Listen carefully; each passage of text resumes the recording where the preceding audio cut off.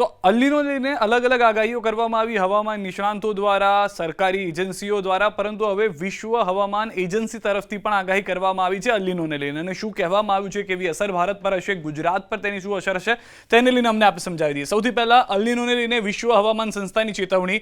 અલ્લીનોને લઈને તેવું કહેવું છે કે હવામાનમાં અસામાન્ય ઘટનાઓ માટે તૈયાર રહેવાની ચેતવણી આપવામાં આવી છે. અસામાન્ય ઘટનાઓ થઈ શકે છે, કોઈક જગ્યાએ ભારે વરસાદ, કોઈક જગ્યાએ ઓછો વરસાદ. વિશ્વમાં અતિ વરસાદ, દુષ્કાળ જેવી ઘટનાઓની પણ આશંકા વ્યક્ત કરવામાં આવી છે. વિશ્વમાં તાપમાન પણ અસામાન્ય રહેવાની આશંકા છે. પ્રશાંત મહાસાગરમાં વિકસી રહ્યો છે અલ્લીનો, જેને લઈને પરિસ્થિતિ છે. આવનારા મહિનાઓમાં વૈશ્વિક આબોહવા પર તેની અસર જોવા મળશે. ઓગસ્ટ સુધીમાં અલ્લીનો બનવાની 80% સંભાવના છે. અતિ હીટવેવ, અતિ ભારે વરસાદ જેવી સ્થિતિઓ પણ સર્જાઈ શકે છે. દુનિયા આ અપડેટને અતિ જરૂરી ચેતવણી તરીકે લે તેવું યુએન તરફથી કહેવામાં આવ્યું છે. યુનાઇટેડ નેશન્સે કહ્યું છે કે સતત ગરમી વચ્ચે અલ્લીનો જે છે તે આગમાં ઘી હોમતું હોય તેવી પરિસ્થિતિ કરી શકે છે. એટલે કે જે વધારે ગરમીનો આ વખતે આપણને અહેસાસ થઈ રહ્યો છે એનું કારણ આ છે. અલ્લીનોની અસર ગંભીર બનશે, ન ફક્ત ભારત કે ગુજરાત પર, પરંતુ સમગ્ર દુનિયા ઉપર તેની અસર જોવા મળશે, જેને લઈને આ કહેવામાં આવ્યું છે. હવે સામાન્ય લોકોને એમ થતું હશે કે ભાઈ આ અલ્લીનો અને લાનીનો શું છે, તો સરળ ભાષામાં અમે આપણે સમજાવવા જઈ રહ્યા છે. અલ્લીનો અને લાનીનો શું છે? સામાન્ય રીતે લાનીનો કે જે થાય તો સારો વરસાદ થાય, તેવું કેમ? આપ સમજો કે આ જે અત્યારના દ્રશ્યોમાં જોઈ રહ્યા છો તે પ્રશાંત મહાસાગર છે. પ્રશાંત મહાસાગરના પશ્ચિમ છેડો જો ગરમ હોય તો પરિસ્થિતિ ભારત માટે સાનુકૂળ હોય. કેમ કે તેના કારણે ફાયદો એ થાય કે ભારતમાં સારો એવો વરસાદ જોવા મળે. જેટલી પ્રશાંત મહાસાગરની પશ્ચિમ છેડાની સપાટી ગરમ, દરિયો ગરમ, તેટલું ભારત માટે ફાયદો, કેમ કે તે ભારતથી નજીક આવેલું છે. આપ સમજીને ચાલો કે જે રીતે આ વાદળો આપ જોતા હશો તે પ્રમાણેની પરિસ્થિતિ છે કે ત્યાં આગળ વરસાદ વધુ થાય. જે ક્યારે થાય છે? જ્યારે લાનીના હોય. લાનીનાની અંદર ભારત માટે સારું વરસાદ અથવા ચોમાસું જોવા મળતું હોય છે. પરંતુ આ વખતે શું છે? અલ્લીનો છે. અલ્લીનાના કારણે આમાં શું બદલાવ હોય છે? તો જે પશ્ચિમ છેડે છે પ્રશાંત મહાસાગરના, તેના બદલે પૂર્વ છેડો તેનો ગરમ હોય છે, જે બને છે અલ્લીનો. અલ્લીનો જ્યારે પણ થાય ત્યારે એવું નથી કે ભારતમાં વરસાદ ઓછો થશે કે ભારતમાં વરસાદ વધુ થશે તો ખાલી ભારત પૂરતી અસર રહેશે. એ અસર જે છે તે તમામ દેશો પર થશે. જો અહીંયા અલ્લીનો એટલે કે પ્રશાંત મહાસાગરનો પૂર્વ છેડો ગરમ રહે છે, જે અલ્લીનો બનાવે છે, તો ભારતમાં શક્યતાઓ છે, ગુજરાતમાં શક્યતાઓ છે કે સામાન્ય કરતાં ઓછો વરસાદ થાય. ન ફક્ત તેટલું, પરંતુ બ્રાઝિલ, મેક્સિકો, અમેરિકા, કેનેડા જેવા દેશોને પણ આદત નથી અલ્લીનોની, તો ત્યાં પણ પરિસ્થિતિ બદલાઈ શકે છે. જે રીતે યુએન તરફથી કહેવામાં આવ્યું છે, વૈશ્વિક સંસ્થાઓ તરફથી કહેવામાં આવ્યું છે, તેની પરિસ્થિતિ થઈ શકે છે. ઇન્ડિયન ઓશન ડાયપોલ જે છે તેની અંદર શું પરિસ્થિતિ થાય છે? તો તેમાં જે રીતે પ્રશાંત મહાસાગરમાં હોય છે તેવી જ રીતે આપણો હિન્દ મહાસાગર છે. જો એની પૂર્વ તરફનો છેડો ગરમ હોય તો અહીંયા આગળ ભારત માટે વરસાદ ઓછો, ગુજરાત માટે વરસાદ ઓછો તેવી શક્યતાઓ સર્જાતી હોય છે. જેવી રીતે પ્રશાંત મહાસાગરની અંદર આપણે જોયું કે અલ્લીનો થાય તો આવી પરિસ્થિતિ થાય. પરંતુ જો એ જ છેડો બદલાઈ જાય અને પશ્ચિમમાં જતો રહે, જેને આપણે લાનીનો કહેતા હતા પ્રશાંત મહાસાગરમાં જે છેડો ગરમ હોય છે, તો તેવી રીતે જો ભારતનો હિન્દ મહાસાગરનો એ છેડો પશ્ચિમ વિસ્તારનો ગરમ હોય તો વરસાદ અને ચોમાસું સારું થતું હોય છે.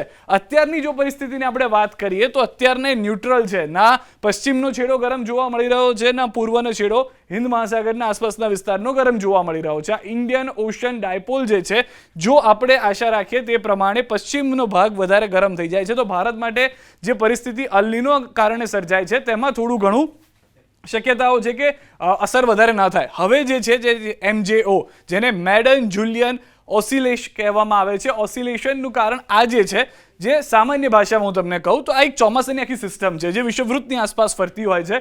આપણે એકદમ દેશી ભાષામાં કહીએ તો ઘરની અંદર આપણે જ્યાં આગળ રાઉટર લગાડ્યું હોય તો વાઈફાઈ ત્યાં આગળ વધુ નેટ પકડે. બસ તો આપ સમજીને ચાલો કે આ જે છે તે ચોમાસાની એ સિસ્ટમ છે કે જે દુનિયાનું સર્કલ, જે ચક્કર છે, લગાવતું રહેતું હોય છે, જેની સાયકલ ચક્કર લગાવવાની 30 થી 60 દિવસની હોય છે. હવે અહીંયા આગળ શું છે કે આ જે મેડન જુલિયન ઓસિલેશન એટલે કે ટૂંકમાં આને MJO કહેવામાં આવે છે. આ વાઈફાઈ જે છે ને બદલાતું રહેતું હોય છે, ઘરનું રાઉટર જગ્યાઓ બદલતું રહેતું હોય છે. કઈ રીતે? કોઈક વખત એવું થાય કે તે ભારતની નજીક હોય દુનિયાની અંદર, કોઈક વખત એવું બની શકે કે તે યુએસની નજીક હોય, કોઈક વખત બની શકે કે ચાઇનાની નજીક હોય. એમ આ આખું ચક્કર મારતું જો એ સાયકલ અલગ અલગ 8 ફેઝમાં ફરે છે, એ 8 ફેઝમાંથી કેટલાક ફેઝ જે છે તે ભારત માટે ફાયદાકારક હોય છે. જેમ કે MJO જે અત્યારના આપ જોશો, દેશી ભાષામાં આપને કહું છું તો આજે 1, 2, 3, 4, 5, 6, 7, 8 એમ અલગ અલગ તમને બોક્સની અંદર દેખાતા હશે. અત્યારના જે છે MJO, જો એ જ પ્રમાણે આ સર્કલની આપ જોશો, અત્યારના આ જે લાલ લાઈન જોઈ રહ્યા છો 7મા ફેઝથી આસપાસ ફરી રહ્યું છે, આ 7મો ફેઝ છે, એની અંદર આ MJO ફરી રહ્યું છે. હવે અહીંયા આગળ જો એ ભારત તરફ આવે છે તો તેનો ફેઝ હોય છે, તેની પણ વાત કરીશું. પરંતુ સૌથી વધારે મહત્વની વાત કે આ જે લાઇન આપ જોતા રહો છો, જો આ લાઇન જે છે તે આ રાઉન્ડની અંદર એટલે આ સર્કલની અંદર આવી જાય તો તેની કોઈ અસર નથી થતી, તેની બહાર રહેવી જરૂરી છે. મહત્વના અને મોટા મુદ્દાઓ જેમ કે MJO ના 8 ફેઝ છે. ફેઝ 1 જે આફ્રિકા અને પશ્ચિમ હિન્દ મહાસાગરમાં છે કે જે અનુકૂળ નથી હોતું, પરંતુ ફેઝ 2 જે છે તે આપણા માટે સારી વાત છે. કેમ કે ફેઝ 2માં પશ્ચિમ હિન્દ મહાસાગરમાં આ MJO આવી જાય છે તો તે અનુકૂળ હોય છે. જે રીતે આપણે વાત કરતા હતા ફેઝ 2ની અંદર જો આવી જાય છે, જે એની સાયકલ ફરતી ફરતી આવે છે, પરંતુ એ આ સર્કલની અંદર ના હોવું જોઈએ, એની બહારની આ લાઇન જે છે, જેમ લાલ લાઇન આપ જોઈ રહ્યા છો બહાર, એ બહારથી નીકળતી હોવી જોઈએ. અને આ ફેઝ 2 જે છે તેની વાત કહી રહ્યા છે. જો તેમાં આવે છે તો તે પશ્ચિમ હિન્દ મહાસાગરમાં એટલે કે ભારત માટે સારું અને વરસાદની સિસ્ટમ સારી જોવા મળી શકે છે. ફેઝ 3 કયું છે? પૂર્વ હિન્દ મહાસાગર. આ બીજું એક ફેઝ છે, બીજા બાદ ત્રીજો ફેઝ કે જે પણ ભારત માટે અનુકૂળ છે.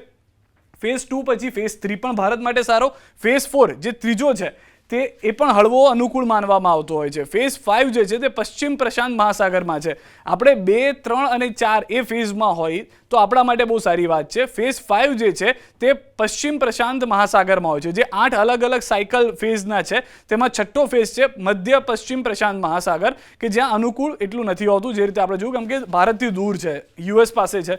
ફેઝ 7 જે છે, ફેઝ 7મો જે છે તે પૂર્વ પ્રશાંત મહાસાગરમાં હોય છે, વેસ્ટર્ન ડિસ્ટર્બન્સ માટે અનુકૂળ છે, જે અત્યારના થઈ રહ્યું છે. આપને લાગશે કે અત્યારના જે ફેઝ 7 અને ફેઝ 8 છે, આ ફેઝ 7 ને આ ફેઝ 8 હતો કે જ્યાં આગળ વેસ્ટર્ન ડિસ્ટર્બન્સના કારણે આપણે જો થોડા દિવસ પહેલા પણ અમદાવાદમાં વરસાદ થયો, ગુજરાતના કેટલાક વિસ્તારોમાં વરસાદ થયો, એટલાન્ટિક મહાસાગરની આસપાસ આ સિસ્ટમ હોય છે કે જે વેસ્ટર્ન ડિસ્ટર્બન્સ માટે અનુકૂળ માનવામાં આવતી હોય છે. પરંતુ જો ફેઝ 2, 3 અને 4માં આવે છે, જે આપણું વાઈફાઈ જે છે તે ભારત નજીક આપણે લઈને આવીએ છીએ, અથવા તો જે કુદરતી સાયકલ પ્રમાણે આ જે MJO છે એ ભારત નજીક આવે છે, તો ભારતમાં વરસાદ સારો થઈ શકે છે.